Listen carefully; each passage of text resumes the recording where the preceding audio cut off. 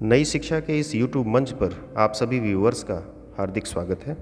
आज के इस वीडियो में हम सीटेट दिसंबर 2018 के पेपर 2 के हिंदी भाषा प्रथम के पेडागॉजिकल इश्यूज़ यानी शिक्षा शास्त्री मुद्दों से संबंधित प्रश्नों पर अपनी चर्चा को आगे बढ़ाएंगे।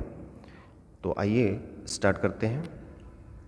नीचे दिए गए प्रश्नों के सही अथवा सबसे उपयुक्त उत्तर वाले विकल्प को चुनिए। आपका पहला प्रश्न है यानी प्रश्न पत्र के अनुसार प्रश्न संख्या 98, पढ़ना सीखने के लिए आवश्यक है कि। आपका पहला विकल्प है लक्ष्य भाषा की अर्थपूर्ण और रोचक सामग्री सुनने पढ़ने को मिले। दूसरा, चार्ट अधिक से अधिक कक्षा में लगाए जाएं। तीसरा, केवल लक्ष्य भाषा सुनने का माहौल हो। और चौथा, घर की भाषा सुनने बोलने को मिले। तो आपका जो राइट आंसर होगा वो होगा पहला। क्यों होगा? क्योंकि जब तक लक्ष्य भाषा यानी जो भाषा आप सीखने जा रहे हैं उससे संबंधित अर्थपूर्ण और रोचक सामग्री आपको पढ़ने सुनने को नहीं मिलेगी तो पढ़ना सीखना जो है वह हो नहीं पाएगा सार्थक रूप से। और जहाँ तक दूसरे विकल्पों की बात है, जैसे चार्ट अधिक से अधिक कक्षा में लगाए जाएं, केवल लक्ष्य भाषा सुनने का माहौल हो, तो ये सब सारे विकल्प जो हैं वो प्रभावी नहीं हैं अपेक्षाकृत पहले विकल्प के। तो इसलिए पहला विकल्प आपका जो है वो आपका राइट आंसर है। आगे बढ़ते हैं। प्रश्न संख्या 99, भाषा केवल अभिव्यक्ति का माध्यम ही नहीं बल्कि स्वयं से किसका माध्यम है? बातचीत का माध्यम है, दूसरा सुनने का माध्यम है, तीसरा लिखने का माध्यम है, अथवा चौथा पढ़ने का माध्यम है। तो बिल्कुल देखने से ही लग गया कि यह भाषा जो है वो अभिव्यक्ति का माध्यम ही नहीं है बल्कि स्वयं से बातचीत का माध्यम है। यानी जब आप अभिव्यक्ति कर रहे हो या खुद को प्रकट कर रहे हो तो दूसरों के सामने आप स्वयं को प्रकट करते हैं। अब चाहे वो मौखिक रूप से किसी से आप इंटरेक्ट होते हैं अथवा लिखित रूप से। तो अभिव्यक्ति दोनों माध्यमों से हो सकती है, मौखिक या लिखित। लेकिन जब आप स्वयं से भी बातचीत करते हैं तो उसका माध्यम भाषा बनती है। और ये आपने व्यवहारिक जीवन में अपने देखा भी होगा। सुनने, लिखने और पढ़ने के ऑप्शन ये सही नहीं है यहाँ पर। आगे बढ़ते हैं। लड़के होकर रोते हो, यह कथन क्या करता है? आपके विकल्प हैं। पहला, भाषा को जेंडर की दृष्टि से पढ़ने को बाध्य करता है। दूसरा, भाषा को व्याकरण की दृष्टि से पढ़ने को बाध्य करता है। तीसरा, भाषा को बच्चों की दृष्टि से पढ़ने को बाध्य करता है। चौथा, भाषा को अध्यापकों की दृष्टि से पढ़ने को बाध्य करता है। तो जो इसका राइट आंसर होगा वो होगा आपका पहला, कि लड़के होकर रोते हो, यह कहना। जैसा कि आमतौर पर घरों में जब कोई लड़का होता है और किसी कारणवश वो दुखी हो गया, रोने लगा, तो अक्सर माँ बाप के मुंह से निकल जाता है कि लड़के होकर रोते हो। कहने का तात्पर्य ये है कि यहाँ जेंडर स्टीरियोटाइप का मामला है, यानी लिंग रूढ़िवादिता जिसे आप कह सकते हैं। इसमें होता क्या है कि जैसे इसी प्रश्न के ही उदाहरण को लें कि लड़के होकर रोते हो, तो यह कथन बता रहा है कि रोना लड़कों का काम नहीं है, उनका कार्य नहीं है। यह लड़कियों का या स्त्रियों का कार्य है रोना। तो जब रोना लड़कियों के संदर्भ में जा कर के रूढ़ हो गया या बंध गया, यानी उन्हीं का कार्य समझा जाने लगा, तो वह हो गई लिंग रूढ़िवादिता अथवा जेंडर स्टीरियोटाइप। इसी के चलते तमाम बातें सामने आती हैं समाज में कि जैसे स्त्रियों का काम खाना बनाने का है, क्यों पुरुष खाना नहीं बना सकते? क्यों स्त्रियां कंप्यूटर नहीं चला सकती क्या? तो ये कुछ रूढ़िबद्धताएं हैं जो समाज में हैं, और एक शिक्षक को प्रयास करना चाहिए कि इन रूढ़िबद्धताओं से वह तटस्थ रहे या निष्पक्ष रहे। वह किसी के फेवर में या इन रूढ़िबद्धताओं के किसी झुकाव में न जाए। तो इसका पहला ऑप्शन आपका सही है। आगे बढ़ते हैं। प्रश्न संख्या 101, कहानी के संदर्भ में कौन सा कथन उपयुक्त लगता है? आपके विकल्प हैं, पहला, कहानी में शुद्ध भाषा होना आवश्यक है। दूसरा, कहानी में कथानक का होना आवश्यक है। तीसरा, कहानी में संवाद होना आवश्यक है। और कहानी में शुरुआत होना आवश्यक है। तो देखिए, जो ये विकल्प हैं, जैसे पहला शुद्ध भाषा, यह अनिवार्य तत्व नहीं है कहानी का। और तीसरा, कहानी में संवाद होना, तो ये है नाटक अथवा एकांकी कह लें आप, जहाँ की मंचन होता है और पात्र अपने संवाद बोलते हैं, उसका यह अनिवार्य तत्व है। हाँ ठीक है, कहानी में अगर कोई ऐसा संवाद आ जा रहा है तो एक अलग विषय है, लेकिन अनिवार्यता नहीं है। चौथा, कि कहानी में शुरुआत होना आवश्यक है, यह भी नहीं होगा। दूसरा जो विकल्प है वह महत्वपूर्ण है कि कहानी में कथानक होना चाहिए, यानी कोई कथा होनी चाहिए, सशक्त कथा होनी चाहिए। ठीक है, तो दूसरा विकल्प आपका सही होगा। आगे बढ़ते हैं। प्रश्न संख्या 102, एक भाषा के अध्यापक को बच्चों में क्या करना चाहिए? आपके ऑप्शन है, पहला, विविध संदर्भों में भाषा प्रयोगों की क्षमता विकसित करने पर बल देना चाहिए, ठीक बात है। दूसरा, शुद्ध भाषा प्रयोग की क्षमता विकसित करने पर बल देना चाहिए, ठीक है। तीसरा, भाषा सिद्धांतों की समझ विकसित करने पर बल देना चाहिए। और चौथा, आलंकारिक भाषा प्रयोग की समझ विकसित करने पर बल देना चाहिए। तो देखिए, आलंकारिक भाषा प्रयोग, भाषा सिद्धांतों की ही समझ का विकास और शुद्ध भाषा प्रयोग की क्षमता का विकास, ये तीनों विकल्प नहीं होंगे। आपका पहला विकल्प सही है कि एक भाषा के अध्यापक के रूप में आपको विविध संदर्भों में, चाहे किसी के चित्र के द्वारा बातचीत को आगे बढ़ाइए या अन्य कोई संदर्भ दीजिए, तो इस तरह से भाषा प्रयोग की क्षमता आप विकसित करें, यह अपेक्षा आपसे की जाती है एज ए टीचर। आगे बढ़ते हैं। प्रश्न संख्या 103, कोई भाषा किसी भी लिपि में लिखी जा सकती है, ठीक है। इस कथन पर आपकी राय है कि? आपका विकल्प है, पहला, हर भाषा की अपनी लिपि होती है। दूसरा, भाषा और लिपि के बीच एक सीधा संबंध होता है। और तीसरा, यह बिल्कुल संभव नहीं है कि एक भाषा किसी दूसरी लिपि में लिखी जा सके। और चौथा, यह बहुत हद तक संभव है। तो ठीक है, आपका चौथा विकल्प सबसे उचित उत्तर है उसका, कि यह बहुत हद तक संभव है कि कोई भाषा किसी भी लिपि में लिखी जा सकती है। इसका तत्कालीन उदाहरण आप ले सकते हैं, जैसे हिंदी है। और आजकल हिंदी को जब आप इंग्लिश में व्हाट्सएप कर रहे हों या फिर किसी सोशल मीडिया प्लेटफॉर्म पर हों, तो अक्सर आपने देखा होगा कि हिंदी को हिंग्लिश के रूप में लिखा जाता है। यानी वाक्य की जो संरचना होती है वो हिंदी की दृष्टि से होती है, परंतु उसकी लिपि जो है वो इंग्लिश में आती है। जैसे आपने मैं लिखा, अब आप किसी संदेश में टाइप करते हैं MAIN, ठीक है। मैं आज लिखा आपने, तो इसको आपने टाइप किया AAJ, इस तरह से। तो देखिए, एक भाषा कैसे एक दूसरी लिपि में लिखी जा रही है, ठीक है। तो यह बहुत हद तक संभव है। आगे बढ़ते हैं। प्रश्न संख्या 104, भाषा सभी विषयों के किस में है? केंद्र में है, प्रारंभ में है, पढ़ने में है या अध्यायों में है? तो भाषा जो है वह सभी विषयों के केंद्र में है। आपका पहला विकल्प सही होगा।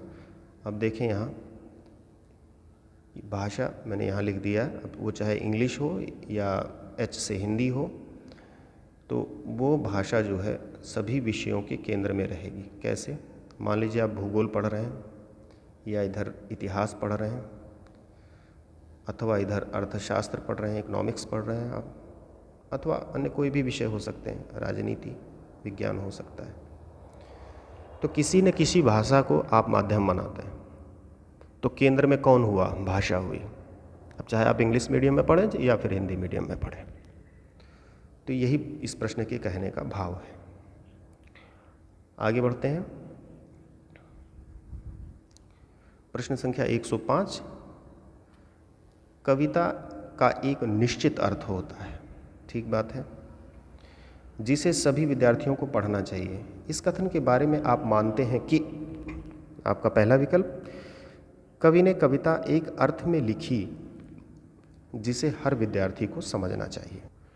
दूसरा, अलग अलग अर्थ समझने से पढ़ने की प्रक्रिया बाधित होती है, इसलिए जिस अर्थ, एक ही अर्थ में पढ़ें आप, ठीक है, क्योंकि ऊपर कहा गया एक निश्चित अर्थ होता है तो उसी को घुमाने के लिए यह ऑप्शन जो है उन्होंने भ्रमित करने के लिए डाल दिया।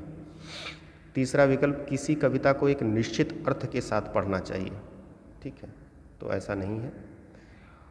और चौथा विकल्प कि सभी विद्यार्थी अपने अनुभव और परिवेश में कविता समझते हैं। हाँ, यही इसका राइट आंसर है कि कविता का एक निश्चित अर्थ होता है, लेकिन सभी विद्यार्थी जो हैं वो अपने अनुभवों और परिवेश में उस कविता का अर्थ गढ़ते हैं या उसको समझते हैं, ठीक है। कहानी चल भले रही होती है, लेकिन उसको आत्मसात या करने की प्रक्रिया या कह लें समझने की जो प्रक्रिया होती है, वह अनुभव और परिवेश जो बच्चे ने प्राप्त किया है उसके अंतर्गत वह उस कहानी का ढांचा अपने मस्तिष्क में तैयार करता है। कुल मिलाकर के यह बात यहाँ कही जा रही है, बाकी के विकल्प नहीं होंगे। आइए आगे बढ़ते हैं। प्रश्न संख्या 106, आप मानते हैं कि अलग अलग तरह की सामग्री पढ़ने के अवसर मिलने से क्या होता है? आपके ऑप्शन है, पहला, किताबों के बारे में जानकारी मिलती है, लेखकों के बारे में जानकारी मिलती है, तीसरा, भाषा को विविध संदर्भों में प्रयोग करने की समझ बनती है। हाँ, ये अभी तक का बढ़िया आंसर है, ये यह विकल्प है।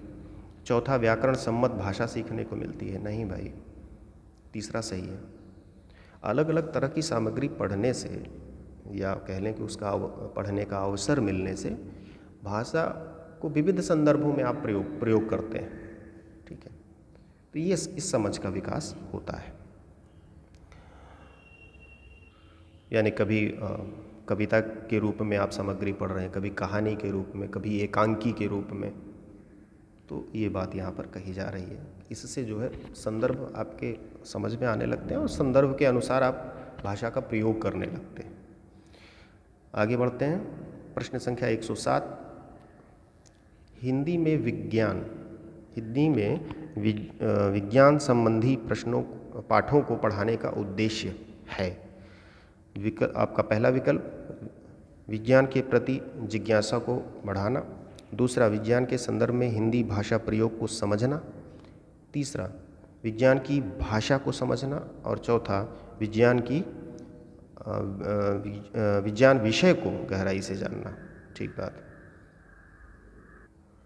प्रश्न अच्छा है, तो ये जो है इसका तीसरा ये जो विकल्प है वो सही है, ठीक है। विज्ञान के प्रति जिज्ञासा बढ़ाना, यह मुख्य मकसद जो है हमारा वो नहीं होता है। मकसद होता है विज्ञान की भाषा को समझना, यानी हिंदी के जो पाठ हैं, जब उसमें हम विज्ञान के कुछ बिंदु लेकर के आते हैं, चाहे वो एक शब्द के रूप में हो सकता है उसका प्रयोग, वाक्य के रूप में, या किसी संदर्भ में विज्ञान का प्रयोग हिंदी में के पाठों में हो सकता है, तो वहाँ तात्पर्य होता है कि हम जो विज्ञान की भाषा है, जो एक अलग विषय के रूप में पढ़ाया जाता है, उस भाषा को समझने या उसके बोध कराने का संदर्भ हमारा वहाँ पर होता है। अब जहाँ तक चौथे विकल्प की बात रही, विज्ञान विषय को गहराई से जानना, तो इसके लिए वह पर्टिकुलर सब्जेक्ट है ना, अलग से गहराई से जानने के लिए तो फिर वहाँ आपको जाना पड़ेगा, उस सब्जेक्ट में प्रवेश करना पड़ेगा और उसकी इंटेंसिव रीडिंग करनी पड़ेगी आपको। आगे बढ़ते हैं। प्रश्न संख्या 108, लेखन क्षमता के आकलन के लिए क्या करना चाहिए? आपके विकल्प हैं, पहला, अर्थपूर्ण वाक्यों और संदर्भों को देखना होगा, ठीक बात है। दूसरा, लिखावट की सफाई और सुंदरता को जांचना होगा। तीसरा, अभिव्यक्त विचारों को जांचना होगा। और चौथा, व्याकरण सम्मत भाषा को देखना होगा। तो देखिए, व्याकरण सम्मत भाषा को देखना, अभिव्यक्त विचारों को जांचना हो सकता है, पर ये यहाँ सेकेंडरी या गौड़ कह सकते हैं ये है। और लिखावट की सफाई और सुंदरता तो ये तो बिल्कुल नहीं होगा। अर्थपूर्ण वाक्यों और संदर्भों को देखना होगा, ये विकल्प आपका सही है। ऐसा क्यों है? क्योंकि कोई भी चीज़ जो लिखी गई है, अब वह कोई भी संदर्भ हो सकता है, किसी भी विषय पर लिखी गई हो, जब तक वह अर्थपूर्ण नहीं है और किसी संदर्भ विशेष में नहीं है, तब तक आप कैसे उसको ग्रहण या उस पर अपनी समझ बना सकते हैं, कैसे ग्रहण कर सकते हैं? बहुत सुंदर लिखा गया हो, लेकिन बात जो लिखी गई है वह अर्थपूर्ण नहीं है, मीनिंगफुल नहीं है कहने का मतलब, और उसका संदर्भ भी स्पष्ट नहीं हो रहा है, तो फिर बात बेमानी हो जाती है, लेखन क्षमता फिर अपने स्तर पर नहीं कही जाएगी। तो आकलन में आपको ध्यान देना चाहिए, कभी भी आप असेसमेंट कर रहे हो बच्चों का, तो अर्थपूर्ण वाक्यों को देखें और संदर्भों को देख करके आप लेखन क्षमता का आकलन करें। आइए आगे बढ़ते हैं। प्रश्न संख्या 109, हिंदी के पाठों में अन्य भाषाओं के शब्दों के होने का अर्थ है। ठीक है, पाठ हिंदी का है लेकिन शब्द जो है अन्य भाषाओं के हैं। आपके विकल्प हैं, पहला, पाठ कठिन और अस्पष्ट है। दूसरा, विद्यार्थियों को शुद्ध भाषा नहीं सिखाई जा रही है। तीसरा, पाठ का लेखक हिंदी नहीं जानता है, इसलिए अन्य भाषाओं के शब्द जो हैं वहाँ पर। और चौथा, पाठ समाज के बहुभाषी स्वरूप की सहज प्रस्तुति है, और यही इसका राइट आंसर भी है। फोर्थ, हिंदी के पाठों में अगर अन्य भाषाओं के शब्द सम्मिलित हैं तो यह दर्शाता है कि यह पाठ जो है जिसमें वह सम्मिलित है वह समाज के बहुभाषी स्वरूप की सहज प्रस्तुति कर रहा है। यही इसका सबसे उपयुक्त विकल्प है। बाकी कठिन और स्पष्ट है पाठ में, इससे ये पता चलता है, तो ये सब सतही आंसर हैं जो बस यूँ विकल्प तो भाई 4 बनाने ही हैं, तो कुछ ना कुछ तो वो निर्माण करेंगे ही। और विद्यार्थियों को शुद्ध भाषा नहीं सिखाई जा सकती, और पाठ का लेखक हिंदी नहीं जानता है, इसलिए इस तरह के प्रयोग कर रहा है, तो ऐसा नहीं है। आगे बढ़ते हैं। प्रश्न संख्या 110, आपकी दृष्टि में अभ्यास क्या है, प्रैक्टिस क्या है? आपके विकल्प हैं, पहला, बच्चों को भाषा के बारे में बताते हैं। कौन? अभ्यास। दूसरा, अभ्यास बच्चों को उत्तर देना सिखाते हैं। तीसरा, पाठ को समझने में मदद करते हैं। और चौथा, बच्चों को तार्किक बनाते हैं। तो इसका जो सर्वाधिक समीचीन उत्तर है वो होगा आपका तीसरा, कि पाठ को समझने में मदद करते हैं अभ्यास। अभ्यास का मकसद यही होता है, इसीलिए कराए जाते हैं किसी पाठ के अंत में, कि पाठ पर आपकी समझ का उससे आकलन हो जाता है, पता चल जाता है कि कितनी समझ आपकी पाठ पर बन पाई है। आगे बढ़ते हैं। प्रश्न संख्या 111, उच्च प्राथमिक स्तर की पाठ्य सामग्री में अनुवाद सामग्री रखने का उद्देश्य क्या है, मकसद क्या है? आपके विकल्प हैं, पहला, अन्य भाषाओं के साहित्य को हिंदी में पढ़ने के अवसर देना। ठीक है। दूसरा, पूरे देश को पढ़ने के अवसर देना। तीसरा, बहुत सी सामग्री से परिचय कराना। और चौथा, प्रचुर हिंदी साहित्य का न होना।